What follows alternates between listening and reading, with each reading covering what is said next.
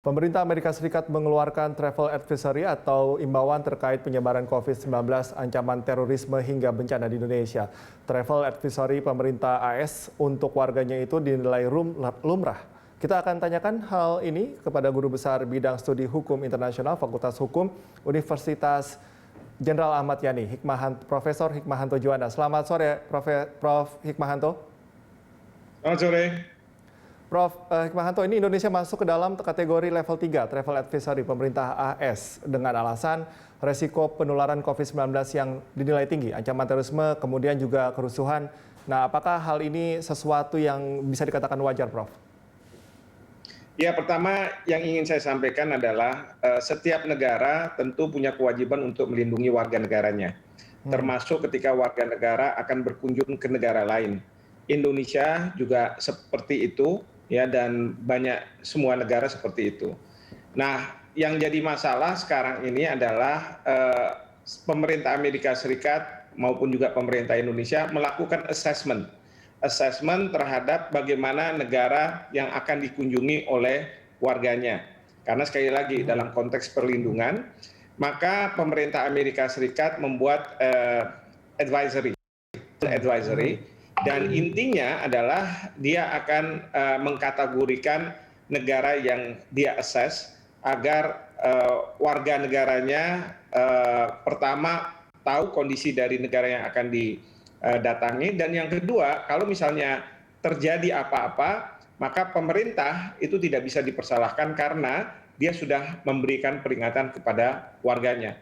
Jadi ini masalah internal yang ada di Amerika Serikat, sama ketika pemerintah Indonesia juga memberikan travel advisory kepada warga kita untuk tidak berkunjung ke suatu tempat. Nah, kalau misalnya sekarang yang kita lihat ini, dua hal yang dijadikan fokus oleh pemerintah Amerika Serikat terhadap Indonesia. Pertama adalah penyebaran dari COVID-19. Mungkin pemerintah Amerika Serikat melihat bahwa COVID-19 penyebarannya di Indonesia masih cukup tinggi, sehingga mengkhawatirkan bagi warganya untuk datang ke Indonesia, terutama karena vaksin tidak dilakukan secara menyeluruh. Ini berbeda dengan di Amerika Serikat. Yang kedua adalah masalah terorisme dan ancaman bencana, tapi itu di dua provinsi saja yang disebut, jadi tidak di seluruh wilayah Indonesia. Oke, ini tidak hanya COVID-19, tapi juga ada masalah yang lebih spesifik, seperti yang tadi Prof. Hikmahanto katakan. Nah, ini apakah akan berimplikasi terhadap hubungan bilateral antara Indonesia dan juga Amerika Serikat, Prof? Tidak, ini tidak akan berimplikasi pada hubungan bilateral antara kedua negara. Sekali lagi, ini hal yang biasa, yang lumrah dilakukan oleh pemerintahan suatu negara bagi warganya. Ini sama sekali tidak berkaitan dengan hubungan antar negara, ya, dan merupakan kedaulatan dari suatu negara untuk memberikan semacam warning, ya, terhadap warganya. Jadi sekali lagi ini masalah internal Amerika Serikat dan tentu kita tidak bisa melakukan intervensi apapun. Oke, apakah normalisasi saran perjalanan pemerintah AS ini dapat terlaksana dalam waktu dekat? Ya, sebenarnya kan kalau kita lihat di level 3 itu tidak ada larangan bagi warga Amerika Serikat untuk berpergian ke Indonesia. Hanya saja pemerintah Amerika Serikat memberitahu pada warganya bahwa ada 3 isu ini.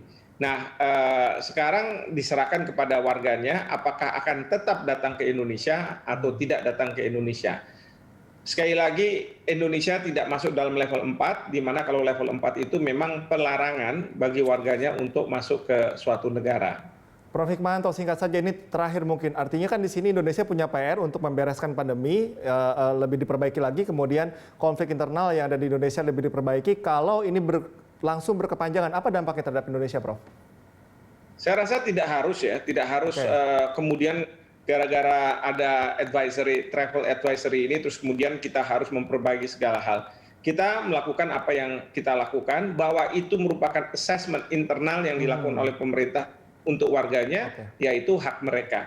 Ya, kita tetap harus menjalankan apa yang baik untuk warga kita, terutama bagaimana vaksin bisa didistribusi, kemudian masalah terorisme itu bisa dihandle dengan pemerintah, oleh pemerintah dengan baik dan seterusnya. Oke, baik Prof. Hikmahanto, terima kasih atas waktunya bersama kami di Prime Time.